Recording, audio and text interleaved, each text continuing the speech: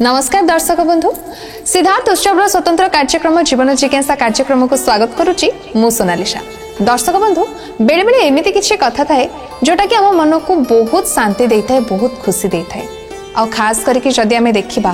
मकर राशि व्यक्ति माने वर्तमान बहुत ही खुशी थिबे काहेकि ना जेमते आमे समस्त सुनिया पई कि पाउछु कि मार्च 29 पर ठारू मकर राशि रो 7.5 शनि दूर हवा पई कि जाउछंती। तेबे से माने कोट ना कोठी टिक्के खुशीर सहित निश्वास मारिया पई कि छिबे काहेकि ना सेमानक मनरे कोट ना कोठी थिबो कि आमे एते वर्ष होला 7.5 वर्ष होला हैरान हेई आछू तो निहाती भाबरे आगु को आम सहित किछि भलो हबो। तेबे कोन भलो रहइबो कोन खराब रहइबो एथर 7.5 जो रहिछि मकर राशि उपरे तो कौन ता ऊपर प्रभाव रहिबो से विषय में आज आलोचना करबा एवं से विषय अधिक जणिया पई वर्तमान आम सहित अछंती ज्योतिर्विद पंडित चित्तरंजन महापात्र। सर नमस्कार। नमस्कार। जीवन जिज्ञासा कार्यक्रम को आपनको स्वागत। तेबे सर आमे जेमति सुनुछु कि मकर राशि रो जो 7.5 शनि चलितले सेटा एबे सरी सरी आसुचंदी आ मार्च 29 तारिख रे पूरा पूरी सरी जिवो। तेबे केमिति रहइबो मकर राशि पई कि शनिकर ए जो प्रभाव एवं कोन शुभ फल कोन अशुभ फल रहै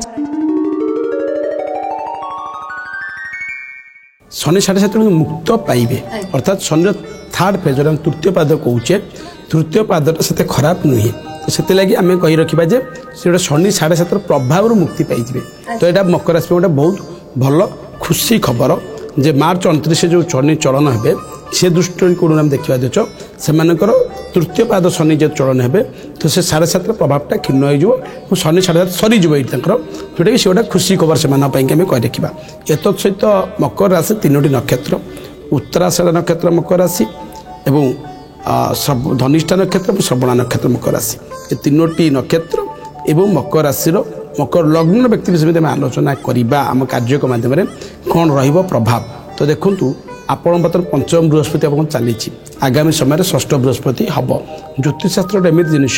सब ग्रहंकर दृष्टि को नहीं विचार करा जाए रिजल्टा फलादशटा। तो निश्चित भाव सब बड़ गुरुत्वपूर्ण होती शनि और बृहस्पति जब शनि शुभ थे बृहस्पति अशुभ थे किसी रिजल्ट बिगड़ जापे आगे राशि की सेमती विचार करा जाए। तो निश्चित भाव में कही रखा देछु आप मकर राशि कि आप शनि 7.5 मुक्त पाइबे मार्च 29 पर किंतु पंचम बृहस्पति चली जेहेतु मे 14 तारीख पर्यंत बृहस्पति दृष्टि आप शुभ रही प्रत्येक कार्य शुभ फल प्राप्त करेंगे किंतु 7.5 मुक्ति पाइबे जे आपन को गोटे जो असुविधा थिला असुविधा को पट दिग पड़ता मतलब कही रखुची गोटे प्रतिबंधक रोला कर्म क्षेत्र में विवाह पे गोटे समस्या सृष्टि करूला एवं आप अधिक क्रेडिट करते ऋण करूले बा आप कौटू आनी करजबाज कर सब कार्य गुड़ा करदे से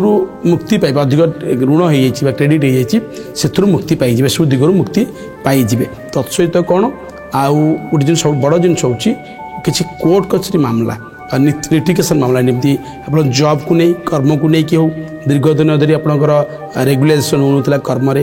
आप स्वीकृति प्राप्त हो पारे सरकारी कर्म तो से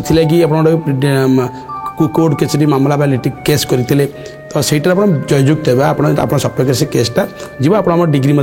पाइपर यहाँ चलन पर शनि चलन पर सहायक हो कि पूर्वर किसी बकाया अर्थ आपंकर गवर्नमेंट संस्था चाकरिया मानक रही गवर्नमेंट चाकरी करते आप पढ़ी पाई ना केस करते किसी सरकार द्वारस्थ होता आईन द्वारस्थ होते से केस आप सफल आप पैसा पाइपर से शुभ प्राप्त कर आगामी समय शनि चलन पर शनि जो 7.5 मुक्त हवा पर। एत सहित पिला क्यारियर मकर राशि व्यक्ति विशेष मैंने अच्छा डेभलपमेंट कर संतान सुख पाइबे अर्थात छुआ पिला जो मैंने घर पिला मैंने अच्छा से पाठपढ़ा हो आक्टिविटीज किसी परिवर्तन आसो जो आपको आश्वासन आनीदेव ये शनि चलन पर। तत्सहित नूतन बह कि मे 14 पर्यंत बा मोस्ट आम ओडिया मास आषाढ़ मास पर्यंत विभाग जो अविवाहित पुओ झी अच्छा मु परामर्श देवी से तुरंत विभाग गोटे चेष्टा करूँ आ डिले करूँ जब फिक्स अच्छी ये भितर बाहर प्रयास करूँ बा देखा साक्षात कर गोटे प्रिपेयर होगी हाँपाई चेष्टा करूँ 3 मास भितर हेल्ले बेटर रहा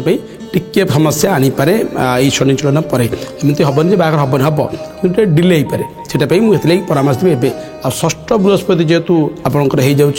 मकर राशि कि आगामी समय तो निश्चित रूपे मे 14 पर तो निश्चित करेंगे शरीर प्रति ध्यान भी देवे शरीर असुस्थ मकर राशि व्यक्ति नहीं करें मोटामोटी भाव कही रखिए देश ଆପଣ ଗୋଟେ ପଟେ ଶନି 7.5 मुक्त होउछन्ति अन्य पटे षष्ठ बृहस्पति आपण आसुवा कमिंग करुच्ची तो ये दुटा मिश्रित फल प्रदान करुच्ची तो अर्थ जो जो दिगरे आप कहली से दिगरे कि शुभ पाइबे ये आउ गोटे जोड़ी दी भी जो मैंने नीट एग्जाम देवा चाहते मेडिकल साइंस हो कॉम्पिटिटिव एग्जाम देवा चाहते जीयू कौन कर्म कॉम्पिटिटिव एग्जाम दौरान एथेर कौन प्रभाव पकेब ना पाई कि जो चेष्टा करुँचे कृतकार्य हेबे सफलता पाइबे निज पारिश्रमिक अनुसार परिश्रुति करते से अनुसार रिजल्ट निश्चित पाइपर शनिचरण प्रभाव में मकर राशि प्रत्येक विद्यार्थी माने एवं जो मैंने चाहते विदेश में विद्या अध्ययन कर से आशा पूरण कर तत्सहित आउ जोड़ी गोटे जिन जो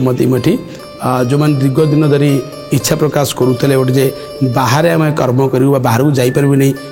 विषा हो जावाई प्रिपेरेबल होते जापारे चेष्टा करुले तो ये आशा भी समय पूरण कर मोटामोटी भाव मुझे कही रखी किसी परिमाण आपन को शनि प्रभाव में आप शुभ पाइला बेले बृहस्पति किसी अशुभ करे कि विव्रत होतुनि शनि चलन आप एकदम शुभ रही